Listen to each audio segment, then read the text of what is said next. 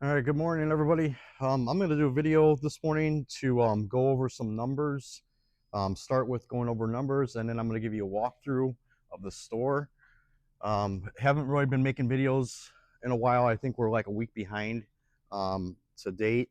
Today is October 2nd, so it's a Thursday, and we're gonna reopen. We're gonna open today, and we got a lot of stuff that I'm gonna work on.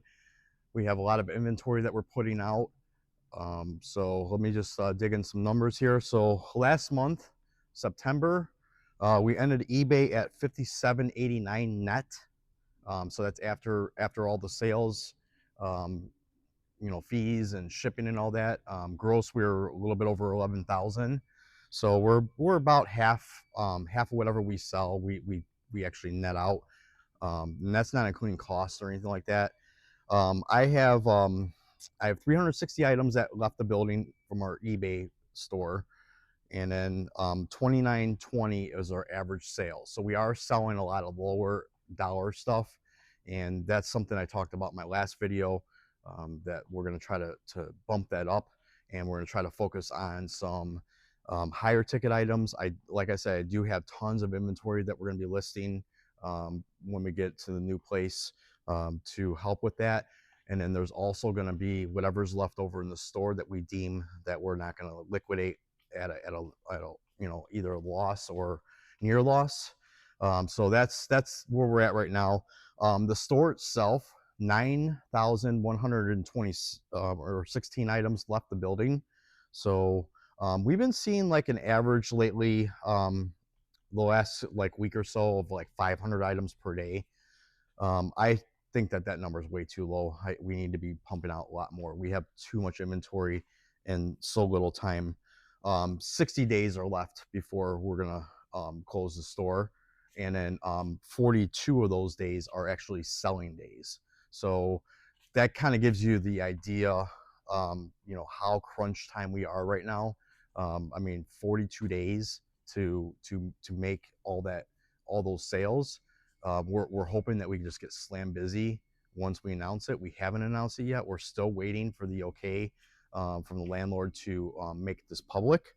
I did see that the village on the 15th is going to have like a zoning meeting for the space. So that would tell me that if anything, it's going to be on the 15th, and then before then, we have to tread very lightly on how we announce this. I also found out that I didn't find this out. So when we opened, we had a banner on our building. The village only lets us have 32 square feet of banner space, which is like that's basically don't even have a banner, So it's more of a sign, a small sign, what have you. So what I'm going to do is I'm actually going to order two bigger ones, and we're going to put them on our box truck, and we're going to put the box truck in front of the store, and I'm going to hope that helps. And then I'm also probably going to drive up and down Randall Road a couple days a week, just during rush hour, just to see if we can get some, people seeing that. And that's going to be interesting because, like I said, we don't have a lot of people here. So if I leave the store, it's really got to be something quick. But how do you drive up and down the road a couple of times and not make it quick? I mean, it's a long road. So we ended up last month, as a whole with eBay, $69,000. So that is our worst month that we've ever had, and the money's not going out as much as it was. So it's not too much of a it is damage control, but it's not. Basically, if you take out everything that we put out with our club load, and when we bought our home improvement and other loads, it's right on par with what we would have had if we didn't have to put that money out. But I still don't like the fact that we're not getting more than what we have out there. Like for the month to date ending numbers at 69,000, I kind of feel like it should have been higher. And because just the days that we had very low traffic, if we would have just had double the people that walked in the door that day and double the sales. I mean, there were some sales days that were like, $1,200, just a few. Yesterday on the 2nd, we did $2,200 for a Wednesday. So that kind of gives you an idea, like where we're lacking on numbers here. It's just those days that we have too low of numbers that have been hurting us. So yeah, that's where we're at. This is the next part of the video is just going to be some updates. Here's the back processing area. I haven't been able to get more done just because we had a little snafu during the week. But if you look at the top shelf there, all those boxes are packed up. The top shelf here, the boxes are packed up there. This area right here got cleared out. So there was some tables here that were set up and now they're not set up. So that's where the rack's gonna go. This morning after I get off this video, I am gonna work on moving some stuff around. We have to get this area over here, this pallet right here. We have to get this area right here emptied with the pallets, and then all the way along here, because this is gonna all open up. So all this needs to be go. So I'm gonna get into that a little bit, and then hopefully before we open, here's some more. I gotta deal with this all this right here.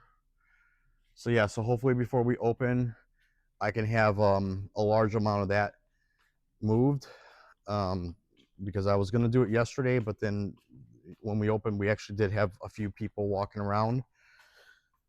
This gondola right here, this needs to be moved. So this will, hoping that this gets today. Basically what I'm trying to do is create more sales floor space. I'll show you back here because we got this area. This was all piled up before. It's piled up a little bit, but all the brunt is done, brunt work. And then we did get the dumpster. It's probably about 75% full right now. And we're gonna call them once that's filled to have them pick it up. I'm not sure if I'm gonna replace it immediately. But what I gotta do is I gotta watch out for piling stuff up back there, because I am planning on using the dock area as the sales room too.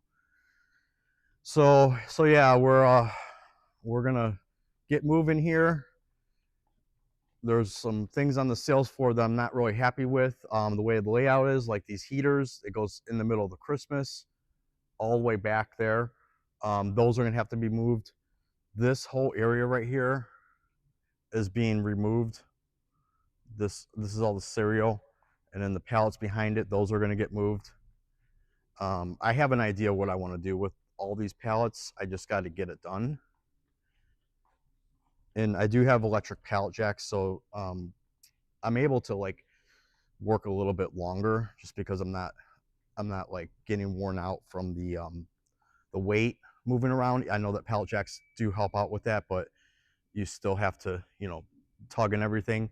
So the electric pallet jacks, if you don't have one, get those, because they do give you more endurance during the day. I've had those pretty much the first day that I did a truckload that was tile, and the pallet was like 4,000 pounds, and I had to, put it up a slight incline.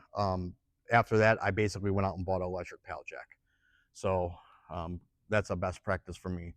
All right, so this pallet stack here is new. We did allocate this space for the Christmas. So I'm gonna get all that out today. We're in fill bag status right now with this stuff right here. I announced it yesterday. There was no takers. So that would tell me one of two things. Either my inventory is stale, or they're gonna probably come in this weekend. So we have 31 bags that we're gonna allot towards that. And then we're gonna see how it goes, and I might add more. This is where we moved some of the outdoor stuff with. So we had a couple chairs. So we put all these at the front of the space. I moved that roller coaster thing here, but I did sell some stuff out of that row. The chaise lounges that were there sold. A couple other things sold. So we were able to kind of slim it down and move it to a different spot. So that helped out a lot.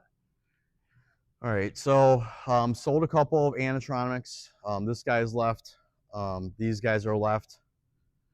Partially working displays. This box right here, it sold yesterday, right when we opened. And I said, you know what? There's something about this box that I don't like. I saw like a tape, evidence of a tape that was put on there that actually had the beginning of the tape line on it, you know, like where you pull the tab. And I'm like, that's not factory. I didn't see that before. So I saw it and I said, let's open this up. And sure enough, it was dirty. So I had to give them a refund. So that was very frustrating because that just shows you, like I say, hey, you know, we got to be checking this stuff.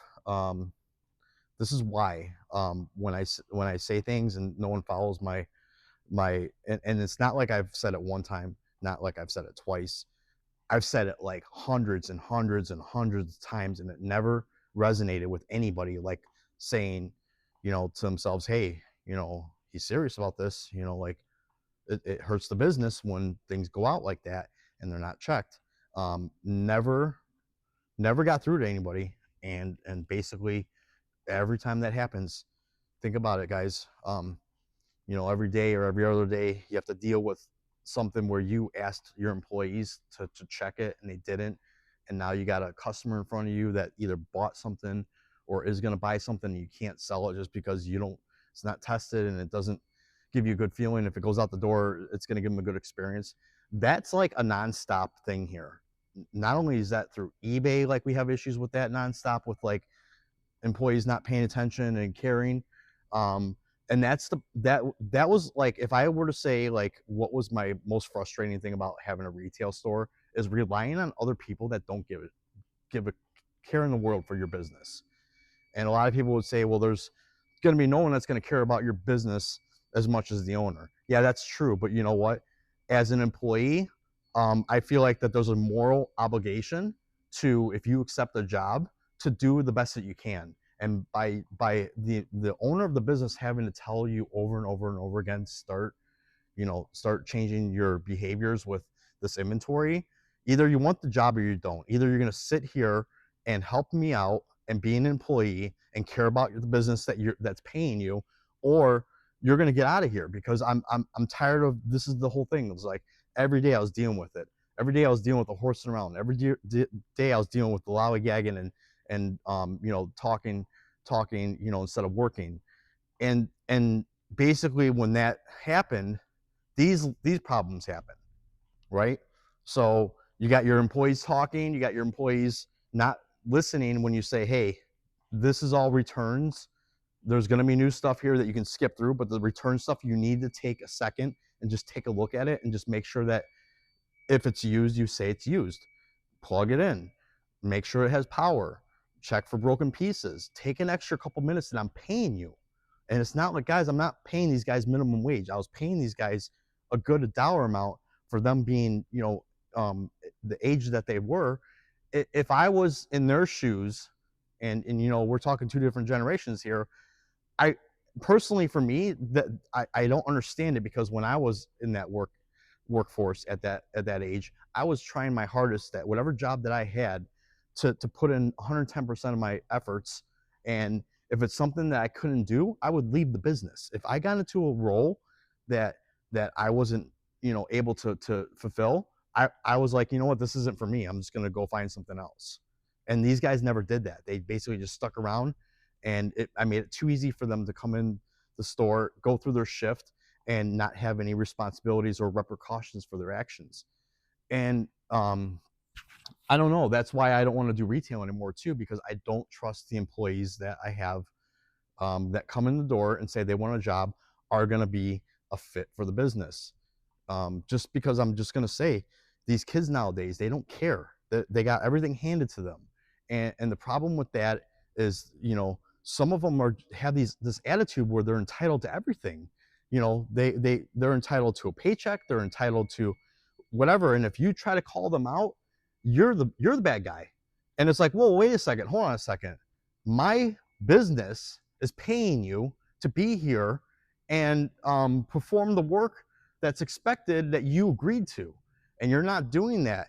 And you're saying that I can't call you out and say, oh, stop talking, stop standing around. That was an everyday occurrence, and it was getting to the point where that's all my job was. And then these guys will just sit there and laugh behind my back and this and that, and just totally like just joke about life. And I'm just like, you know what, grow up and get a life and get out of here. And then that's why we have no employees, because I gave everybody the chance. I gave everybody a chance over and over and over again. And then it's basically like this situation where you sit there and you have to tell somebody over and over again. Then what happens? Then you start getting angry, because it's like you're basically just spitting in my face right now, disrespect, this and that. And then one guy told me that I'm the reason why my business is failing, because I take a lunch break. And I'm like, okay, how does this work? Because what I'm supposed to work 14 hours a day and not take a lunch break? I mean, come on. And then don't tell me that, every day that you were in my store working, you had all these things that were wrong. You never once came up to me and say, hey, Jody, let me help you out with this. You know, let me take the lead on this one, because I don't know about you, but the last time I checked, any position that I was in, if I saw a disparity with the business process or whatever, I would fix it, and I would take it as my own thing to fix, and then to lead and to figure out a way to fix the solution or fix the problem. So I can go on and on about that, but I can tell you right now, I am not going to miss that. I'm not going to miss the employees just taking, their jobs not seriously, coming here for a paycheck, starting the drama. I mean, there was other employees that were starting drama with other employees, and then the next thing you know it, no productivity, because everybody's like, either on their phone, texting each other, or leaving because they can't work with the person. And it's like, and I'm sitting here like, am I like a babysitter, or am I a business owner? And the thing is like, everybody's like, oh, well, maybe you should have coached, maybe you should have trained them. No, that's not 100%. I had another employee that just sat in the back, when I gave him the reign of having, listing on eBay without being monitored, even though we had cameras and stuff like that. And that's how I found out that he was doing anything, because one day I just like picked up the camera screen and just started seeing what was going on, because I was like, well, why aren't a lot of things getting listed? And when I looked at the listings, they weren't what they were supposed to be, with like descriptions and all that. And then it turns out the guy was just sitting back there on his phone. So, and he probably thought that because I gave him a business phone to use, he probably thought that I would just glance there and see him on a phone and assume that he was on my phone. He was on his phone, and that's all he was doing, was back there, just sitting back there. And then finally I realized what was going on. And keep in mind, I got all these other fires I got to put out, so I can't sit there and micromanage every one of my employees. But when I started seeing that there was no productivity, I started saying, hey, like, this, you need to be paying attention to what you're doing, because we just had a return that was $160 because you didn't do something right. And this is not what we talked about. And I had a piece of paper with step by step on how I wanted things done. And it was very, very simple. Just go from top to bottom and just make sure all these things are checked off that you're doing. And then after, like, I get it in the beginning, yeah, there might be a little bit of learning curve, but there was, the questions that were asked were answered. And I assumed that when he was back there, he had every idea what he was doing. And then it turned out that he couldn't even follow any simple instructions of taking enough pictures and taking the right pictures, even though it said take it on the top, take it on the side, take it on each angle, and use all the 24 that you can. 24 slots that are available. I can't imagine that is, there's more information needed beyond that. It was all spelled out. And the thing is like, I'm just giving you an example here and an example there, but I can tell you right now, guys, that was like a main issue that I had for the longest time. And I'm talking like over a year span, until I just finally just started firing people and getting people out of my building, because I was just so tired of it.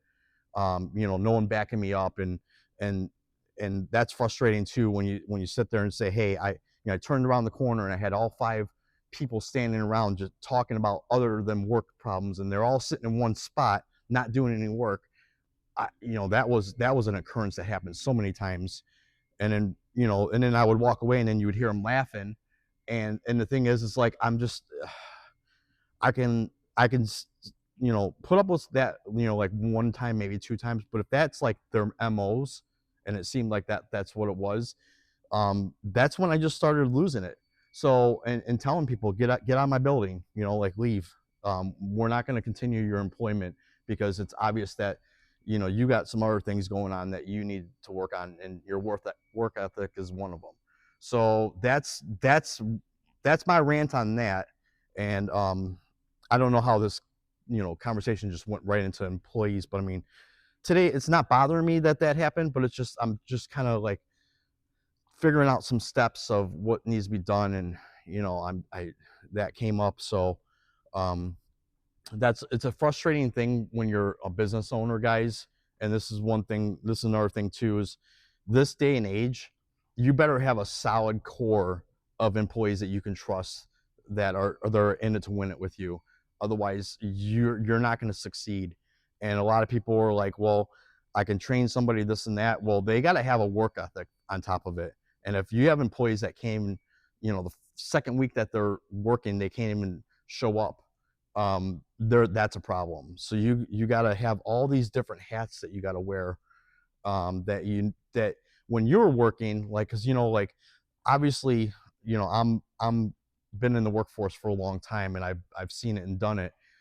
But the thing is like, the generation change between me and the employees I was hiring. It's a big difference. I'm talking high school kids just getting out of high school, college kids in college. you know they're going to get their degree, just to get something on paper. They're not getting skills behind that. One of the guys that we had to fire, basically, thought he was some kind of hot shot, smart person. He always, but the guy would stand on his phone, and the guy would sit there and watch people work. So don't tell me that education that you're going to get doesn't teach you work ethics. And if you think that you have work ethics, and you're treating your job like that, how are you going to be in school? You're probably fail your class, and you're probably going to go and go to the office, the admin office, and cry about it. And I'm just saying this because, you know what, I got nothing to lose, and I'm going to say it how it is, because I don't appreciate the fact that all the money that I paid these employees, and that's the disrespect that I got. Because again, during the hiring process, it was a very easy hiring process. I assumed if some kid was in school, he's got some kind of work ethic. So when they say, this is what I want to get paid, you're getting paid that. I want you as an employee, because you're coming here applying, and you're saying that you have these skills of being in a college, and you have these grades. But that's not what it was, guys. It was just all just like, talking out of their what, and telling people what they wanted to hear. And then when the second that you called them out on it, you were the bad guy. And you know what? I'm done. Like, they're not here anymore. This business, I'm going to show you, blame me for my business failing. Okay, well, first of all, it took a lot of work to get here. So don't sit there and tell me that I'm not doing what I need to do as a business owner to keep it together. I mean, look at what I've created here. And I'm not trying to get into me, how good I am, this and that, because obviously something didn't work, and there could have been something I could have done, or there maybe not. Who knows? Well, it'll be something I never know, if there was something I could have done to fix it. But don't tell me that the person that created everything that you see here, all these processes, all these um, you know intuitive things that came up, don't tell me that I don't have what it takes to run a business of this magnitude, when my business, since I've started in 2020, we're probably, if I talk about everything, I know I said over 2 million gross, but I mean, it might be more close to 3 million. So you're telling me that somebody that doesn't know what the heck they're talking about, and is making his business fail, was able to generate almost $3 million in sales, doesn't know what they're talking about? Okay, yeah, whatever. try again, buddy. So take that to your you know, college professor and run through that scenario and say, oh, you know, this is a real life scenario versus my on paper theory. Okay, whatever. So yeah, and I'm gonna talk like this because this is the way I feel, guys, and it needs to be said because these people out there that are going to be our next generation that are going to be running the show, they're going to be running the show for the wrong reasons, and it's all about greed. It's all about what can I have, and it's all about, you know, one upping the next person and stepping over the next person to get to what you want, and that's where I see it. And the whole thing is, you know, I don't really talk about AI a lot, but I'm going to say this: AI is going to crush all those guys, all those people that think that they know it all. Those all those jobs are going to crush them, and it's funny because I see it, and I'm not even in their generation, and I see it, and I'm trying to embrace it. But these guys, they don't understand. If they don't get their stuff together really quick, you know, they're going to be a non-essential employee at somewhere. They're going to be at some go nowhere job, getting paid probably less than what I was paying them. And the thing is like you can't explain that to them because they're just so like their head is so stuck up, you know what, and they don't want to hear it because they've had a coveted life with, you know, everything that they wanted in life, they got it, you know. And if you look at it too, like look at these kids nowadays, what kind of cars they're driving compared to when we were younger and we had to work for that. You know, we would sit there and scrape by to get a, you know, $2,000 or $3,000 car at the most, and it was some piece of junk that broke down a lot and it was always in the shop. And these kids nowadays have these nice cars that, you know, they're cheap because, you know, because there's so many of them out there. And if you look at, you know, what they had versus what we have, they're not working for any of this. And I can tell you right now, there might be a select few kids out there that actually had a job and paid for that. I'm not talking about those people. I'm talking about the people that the kids that are you know, living at home, you know, just graduated high school, and you know they're sitting there driving a nice car that mommy and daddy bought for them, and they didn't work for it, and then they go to get a job, and then basically they're entitled to that job, guys. Once you hire them, you're gonna see that they're gonna act like they're entitled to that job. Oh, you can't fire me. Oh, you can't do this. Oh, you can't do that. You know, like, oh yeah, yeah, I'm the owner, and you're not cut off from my business, so get out. You know, and there's gonna be no explanation, and there's gonna be no like talking about this. Like, I've already made my decision. You know, like you've already proved to me that you don't deserve the position that I gave you. You know, so and then you know have this whole thing where, you know, they talk behind your back. They probably go out in the public and give your business a bad name, and then they say this and they say that about you. But what they don't say is their side of the story that I have. Like, hey, this is what really happened. So, you know, like I'm gonna deal with that as it comes up after this because I'm pretty sure that um, whatever that those employees did to you know, say something, you know, because it's just a, you know, and I'm not saying I heard anything yet, but I'm just gonna say like when you start closing a store, um, there's always gonna be two sides. There's always gonna be the people that say, um, "Oh man, I'm so sorry. You know, we really love that place, this and that." And then you're gonna see the people that had some kind of problem with us, and then it could be employees, and then they're gonna have their side of the story and say, "Oh yeah, he fired me, this and that," and then I'm gonna be like, as it comes, I'm going to deal with it. And not having a store where my reputation is on the line, I'm going to be able to speak more freely about it. And you know, not to say that there's a whole bunch of stuff out there that I need to deal with, but you never know. And this is something I'm anticipating that could happen. If it does, then that's what I'm going to deal with. But I'm just saying, you know, this whole rant that I'm just going on right now, it's, you know, it's off the wall. You know, could be something that I'm just making up, but I'm just saying like that's how bad it got with the way that they treated me, and the way that everything treated me with the business, with people walking in here demanding, you know, not demanding, but like, you know how they do it. They walk in, and then they basically they, you know, that they're going to buy it, but it's only they're going to buy it on their terms. And you know, that's something that I can feel it when they come in, and then, you know, especially when they say, when the cashier message or calls me and they're like, hey, got a customer that needs to talk to you. Okay, well, why does a customer need to talk to me? Because they want a discount, you know. So that's what I'm talking about. Scenarios like that, when those types of customers start, somebody said something the other day that kind of struck a nerve on how we treated them poorly, and it was like a 10-cent sale. It was like a 10 for a dollar deal, and somebody had to bring it up in the Facebook how we didn't honor it, and it was a big misunderstanding. And the thing is this is the type of world that we live in, where over 10 cents somebody's going to go to the public and bash you. I had another incident, and I'm not gonna sugarcoat this in any way. It was an old lady that basically bought some personal items for elderly, and basically there was one missing out of it, which we indicated on the paper. There was one missing on the little tag, and we had it priced down, and then it was 15 cents, guys. And the person came up to us and said they have a problem with this item because it's not complete and it's missing one, and and the price didn't match it, even though it was a discounted off retail. So we gave the lady the 15 cents back, guys, and that just tells you how petty some stuff can get in retail. Over 15 cents, another one over 10 cents.